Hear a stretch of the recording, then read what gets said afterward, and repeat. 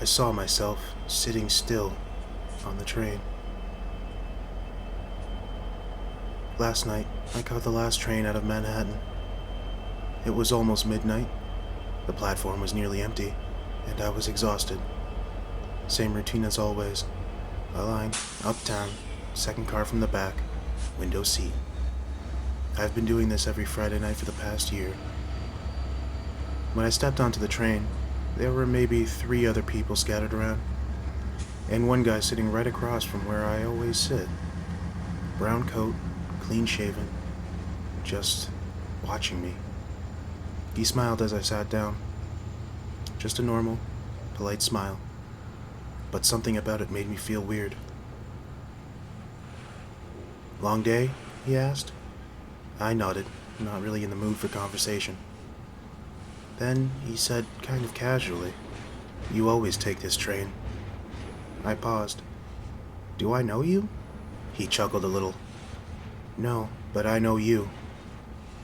That set off an alarm in my head, but I kept listening. Every Friday, same train, same seat. You wear headphones for about 9 minutes, and you start reading a thriller on your phone. You like the twisty ones. You're on your 4th this month. He wasn't guessing. He was right. "You live near 181st Street, he said. "You get off at 12:46. You take the long route home, past the corner deli, because you feel safer that way. You never look behind you."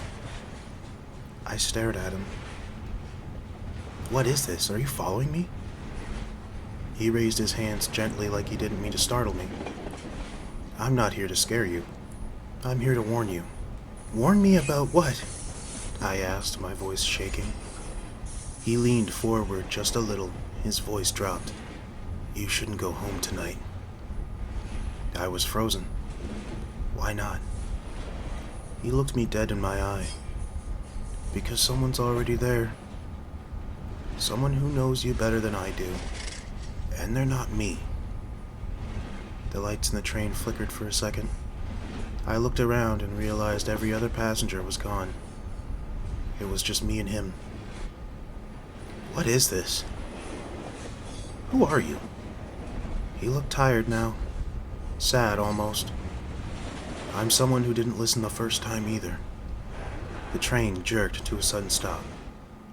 I looked out the window. It wasn't 181st. It didn't even look like a real station. There were no signs, just broken tiles and a platform full of cracks. The man stood up and pointed at the door. "This is your stop." I shook my head. "No, it's not." He didn't argue. He just said one thing. "It's the only one where you still have a choice." For some reason, I believed him. I stepped out. The door closed behind me, and the train started moving again. I stood there, completely still, watching it leave. Then I saw myself in the window, sitting still in my seat, same headphones, same book open on my phone. I never moved. And then something else appeared across from me. Another version of myself, but this one was wrong. Its face looked like mine, but stretched too tightly over something that wasn't quite human. The eyes were too wide and too shiny. The mouth was pulled into this awkward smile, like it didn't understand how smiling worked. It tilted its head and just stared at the version of me who was still reading. Then it slowly turned and looked at me, right through the window, and it waved. The train vanished into the tunnel. So I stood there, cold and shaking, realizing I had no idea which one of us was going home.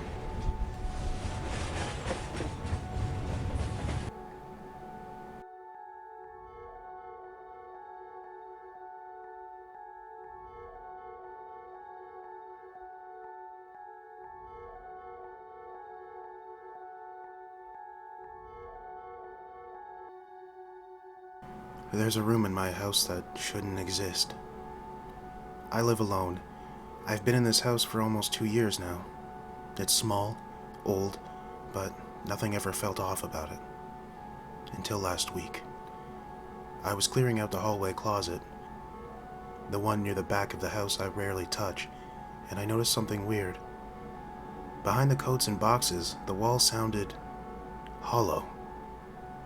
I tapped it, again and again. Hollow. I pushed things aside and saw what looked like the outline of a door. No handle, no latch, just a thin seam in the wall. I pressed on it, and it gave way. Behind it, there was a small room. No windows, no lights, just empty walls and the smell of dust and old wood. Except it wasn't empty. The walls are covered in photos. Photos of me. Not printed from social media, not ones I've ever taken. These are personal, specific. Some of me sleeping, some of me eating, some of me just sitting in silence on the couch. There was one where I was brushing my teeth, another where I was lying on the floor in my room with headphones on. I don't even remember lying on the floor like that. But the worst part? There was one photo where I was asleep in bed, and someone was behind me, crouched in the dark, barely visible, but smiling. I ran out of the room and locked every door. I didn't sleep that night. I couldn't. The next morning, I went back to check. The photos were gone. All of them. Except one, taped to the wall. It was a picture of me standing in that same room, holding that same photo, looking at the camera. And behind me, just over my shoulder, that same figure, closer this time, still smiling.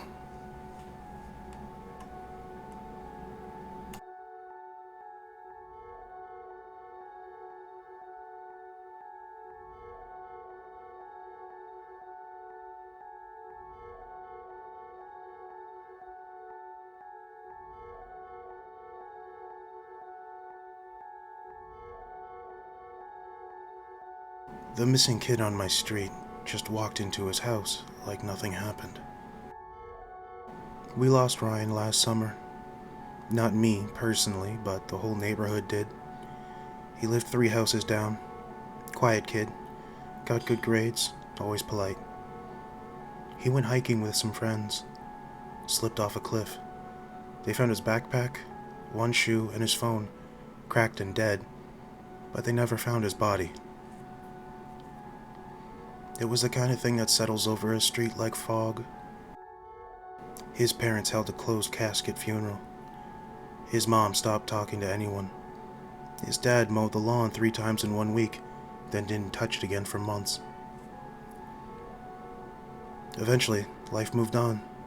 It always does. Until last night. I was walking my dog past their house when the porch light flickered on, and the door slowly opened. Ryan stepped out. Same shaggy hair, same hoodie he was wearing in the missing posters, same scar on his chin from that time he fell off his bike in 4th grade. He waved at me. I just stood there, frozen. His dad came up behind him, smiling like everything was fine, like none of it had happened, like Ryan had just come home from school. No one questioned it. But here's the thing. Ryan wasn't buried. They couldn't bury him. There was no body. And I remember his mom telling mine, through tears, that she felt it when he died. She said she knew. Today I saw him again, standing in their driveway. I tried to talk to him. He smiled at me, but his eyes didn't move. He didn't even look like he was seeing me. He just stood there, blinking, every 5 seconds. I asked him where he'd been all this time. He said, underneath. Then he laughed, but his mouth never moved. I've been watching him from my window tonight. He's standing on his roof now, completely still, staring at my house, blinking every 5 seconds. I think he knows I'm watching him too. I didn't sleep last night. I just kept watching Ryan from my bedroom window. He stood on the roof of his house the entire time, completely still, blinking every 5 seconds, never once looking away from my room. At 6:04 a.m., he climbed down, but not the way a normal person would. He didn't crouch or grab anything for balance. He just stepped right off the roof like gravity did not apply to him, and landed without a sound. Then he walked back inside like nothing happened. For a moment, I thought that was it. Maybe the glitch had passed. Maybe he was gone again. But then, around 2 a.m., I heard a knock. Not on the front door. On my window. The second floor window. It was soft. 3 slow taps. I sat up, completely frozen. My heart was pounding so hard I could barely hear anything else. Tap, tap, tap. When I finally looked, he was standing there, barefoot, just standing on the ledge. His face was only inches from the glass, staring straight at me. No emotion, no blinking, just still. Then he spoke. I couldn't hear it at first. I had to lean in. His mouth barely moved. His voice was flat, too quiet. "You were supposed to fall," he said. I scrambled off the bed, nearly hit the floor. When I looked again, he was gone. Just a faint handprint on the glass and a smudge of dirt where he'd been standing. This morning I went back on the trail, the one where he disappeared last year, and I found something new. Another shoe. Same make, same size, the missing one from the pair they found. But this one had something carved into the sole. My name. Ryan was never found, but he came home anyway. After I found my name carved into his missing shoe, I tried to move on. I told myself maybe someone was messing with me. Maybe this was some twisted prank. But I knew it wasn't, because that night I saw Ryan standing in my driveway, and behind him was me. I don't know how else to say it. It was me. Same hoodie, same scar, same tear in the left knee of my jeans, just standing behind him. Still, blinking every 5 seconds. I didn't sleep. I just watched from behind my curtain until they both turned and walked away at the exact same time. The next morning, Ryan was mowing his lawn like nothing happened. But he was wearing my hoodie, my actual hoodie. The one I lost a few weeks ago and gave up looking for. I knew it was mine. The left sleeve is longer than the right. The pocket is torn at the bottom. That's when I noticed something else. Every time I blinked, he did too. Like a mirror. Every 5 seconds. On the dot. So I started digging. Reading everything again. The old articles, the interviews, anything about the day he vanished. There was one thing I'd forgotten about. After his funeral, a reporter asked his mom how she was doing. She didn't say much, just one sentence. I felt it when he died. Just 5 seconds of nothing.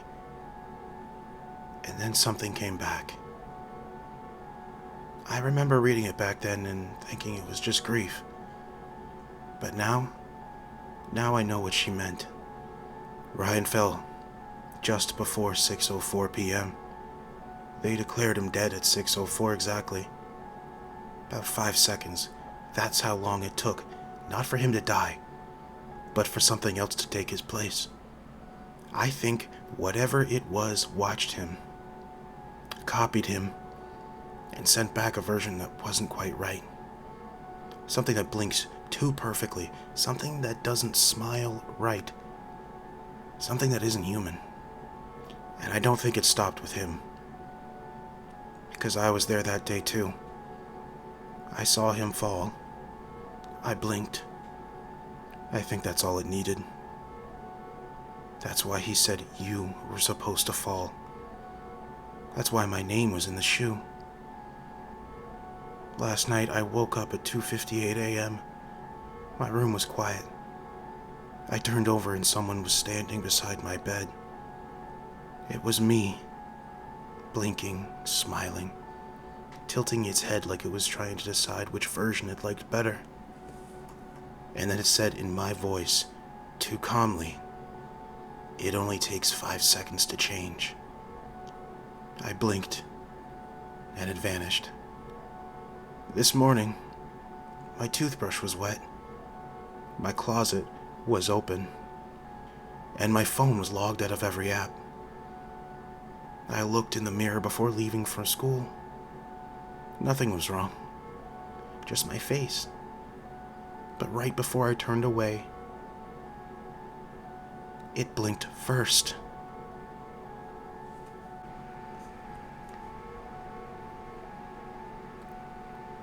Have you written a zombie horror story or know others who have? Send it to the email below to have it read, mixed, and advertised on my channel for free. Of course, I have like 30 followers on here, so, you know, it's probably not going to drive a whole lot of traffic to you right away. Well, that's it for this episode, guys. Thank you so much to the author, who goes by Zayn Malik _ on Reddit. Check out their, I believe they have an actual, what do you call it, like a subreddit for their stories specifically.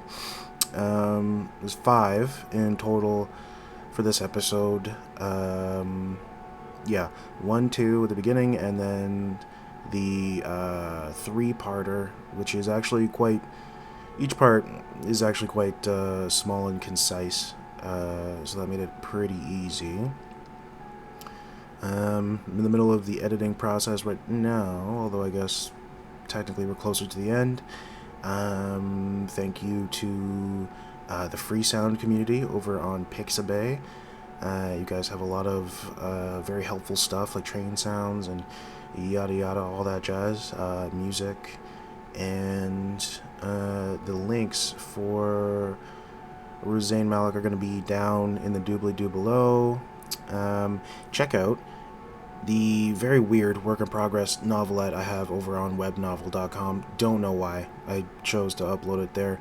The views make me happy, I think. Like, it's like a chemical thing. It must be, because there's like no reviews or comments or anything. Any criticism whatsoever, you can even come right back to this video and be like, hey man, it's ass, and I'll be like, hey, thank you, because it really does. Like, any criticism whatsoever, positive or severely critical criticism, severely constructive is what I should have said, would be incredibly helpful. If you could please subscribe, that would be amazing, because we've got 1 new subscriber recently, and like I think 160 views on the last Reddit horror story video that we did like 2 or 3 days ago.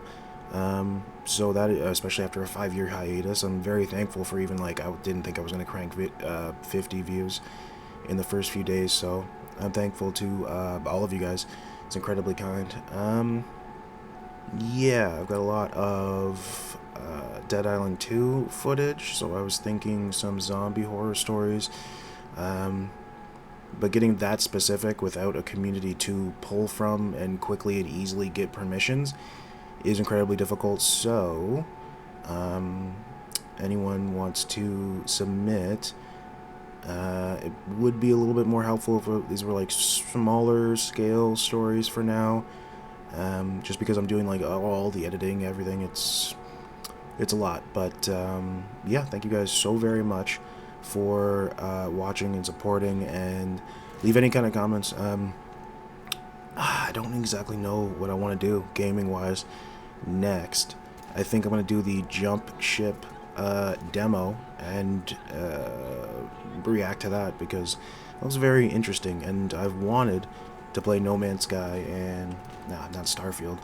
What's the other one? I have played a decent amount of Elite Dangerous and probably like 20 hours of Star Citizen. I have a VR set now, the Oculus 3, I think it is. No, that's not called Oculus, it's MetaQuest. MetaQuest 3 now. And I do have a powered cable hooked up to the PC once in a while, so I can do Ghost of Tabor footage pretty easily. There's a few things I can do pretty easily. Some things that are just incredibly difficult to get running well, especially on my older PC. This thing's a workhorse. It's been holding out for a long time. But we can get some surprisingly decent footage in a lot of games, even some newer ones. It's very weird. So, thinking about Jump Ship, I think we're obviously going to try to do a little bit of Helldiver stuff, but I don't know. I'm gonna have to come up with an angle for that, because unless I'm just going crazy at like level 9 or 10 on those missions, and I happen to find someone who has a microphone, like, it's cool to watch, but it's not that cool to watch. You know what I mean? Okie dokie. So that's all I really have prepared to talk about right now. Blue Sky link is somewhere, I'm sure. Patreon link, I'm sure, is somewhere. Anything at all you guys want to say, leave it for me to read. Thank you very much, and have a great day. Armada, don't forget to share this video and crush the like button like cans on a Friday night.